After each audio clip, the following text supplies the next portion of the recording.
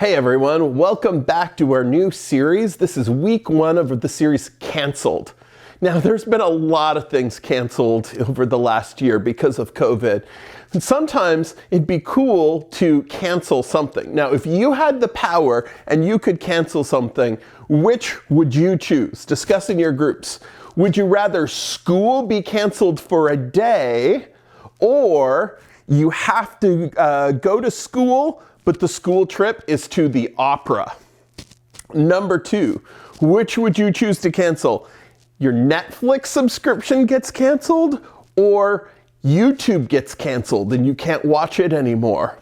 I like both of those things. Which would you choose? Number 3, graduation or prom, if you could only do one. Now I know a lot of students last year, they didn't get to do either, but if you had to choose one or the other, which would you choose to go ahead and which would you choose to cancel? This one's hard for me. No video games for a year or no Wi-Fi on your phone for a year. Which would you choose to cancel and why?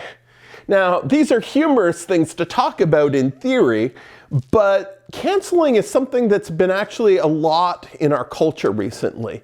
We talk about cancel culture. And cancel culture started from a place of justice, of people realizing that people were being harmed by other people who were in power and saying, hey, if you're going to continue to hurt people, I'm not going to continue to go along with you if you're going to do that. I think that's an awesome thing. The Bible cares about justice and cares about listening to the voices of people who are oppressed.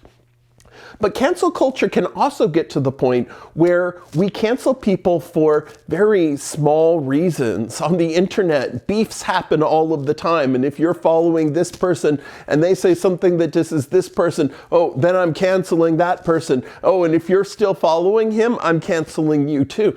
And it becomes a thing where we jump to being mean to people very easily, which is the opposite of where this was supposed to start.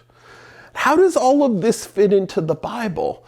Well, the Bible is a story that both cares about justice, but also is amazingly about grace and a God who chooses not to cancel us, even when maybe we deserve it. So we're going to look today at some stories about Samaritans. Now, maybe you've heard the term Good Samaritan. It's someone who helps out someone else. But where did that term even come from? Well, remember our story last week when we were talking about Nehemiah? And there was a group of people that were making fun of the Jewish people when they were trying to rebuild the walls of Jerusalem.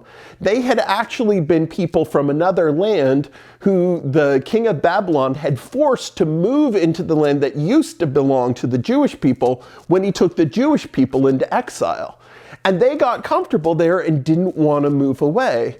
And they kind of worshiped God. They followed some of the traditions, but they took some of their homeland and some of what had been followed by the Jewish people and kind of smushed them up together in a new way.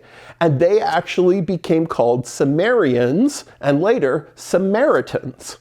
And as you saw in the story of Nehemiah, there was a lot of hatred that built up between those two groups. They tried to oppose the rebuilding of Jerusalem, sometimes even with violence. And the Jewish people started to really hate on them. This continued on for hundreds of years. When Jesus finally came, over 400 years later, it got to the point where these two groups of people were both still living in the land and wouldn't even talk to each other. In fact, when Jesus wanted to go from Jerusalem to Nazareth, which was his hometown in Galilee, normally what would happen is people would go 3 days out of their way, all the way around this way, to avoid going through Samaria, which was in the middle between them. It's kind of like if I wanted to go from here to Quebec, but I didn't want to go through Ottawa, so I would travel all of the way down through the Straits, go up through Maine, and come back around just to get there. They hated people from that land so much. They had completely canceled them out. And they thought it was a sign of their godliness that they didn't talk to those people who they didn't like because they weren't right. And we were the ones who had the truth. But when Jesus came, he didn't go along with these long-standing systems of hatred that were between people. In fact, he consistently called people to love those that others that had considered enemies for long periods of time. And when he was confronted with Samaritans, he treated them entirely different. So we have two stories in the Bible where Jesus talks about Samaritans. The one is the story of the Good Samaritan. When Jesus is teaching, and this is probably a fictional story, but when he's trying to get a point across about loving other people, and someone asks him, basically, hey, who do I have to care about? He tells a story about a Samaritan, someone who was totally reviled by the other Jewish leaders at the time, who saw someone in need and took care of them. And several religious leaders came by and saw the person who was in need and walked by like they weren't even there. But a Samaritan came and took care of him, paid for his medical care, and treated him with mercy. And he said, this is the example that you want to follow. He deliberately took a story of someone who people thought was controversial and made him the hero in the story he was telling of how to love other people. But he didn't just do this in stories. One time Jesus was traveling, and rather than going the long way around to avoid Samaria like everyone else did, he went right through the middle of it. He stopped in a village full of Samaritans, and there was a woman by the well there. And normally, Jewish men by tradition wouldn't talk to women that they didn't know, that weren't part of their family. But Jesus goes up and talks to her, shares his stories with her, teaches her about God's love, and includes her in the excitement of what God was doing at the time. When the disciples see this, they're confused. They're like, whoa, what are you doing? Even the woman herself is taken aback and surprised that Jesus would talk to her. But this is who Jesus was. He was all about including other people.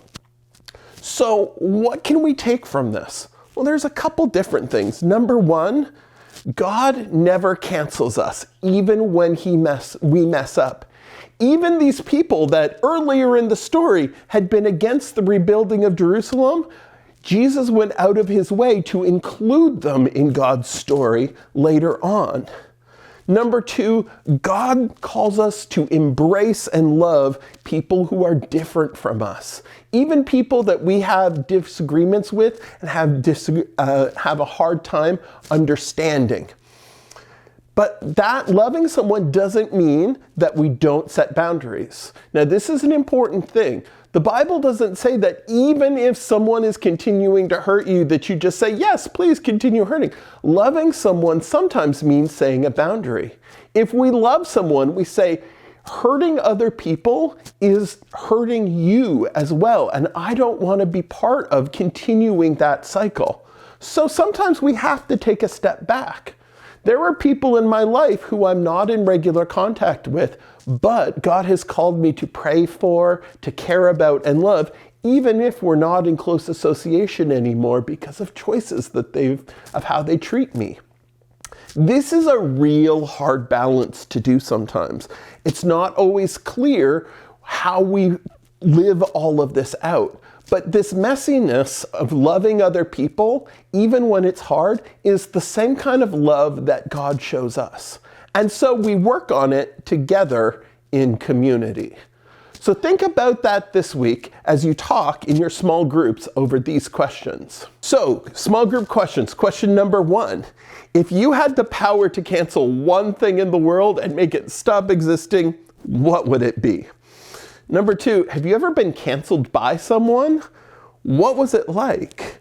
And three, how do we love other people even if we have to set up boundaries with them? What would that look like? All right, enjoy discussing in your groups, and I'll see you next week.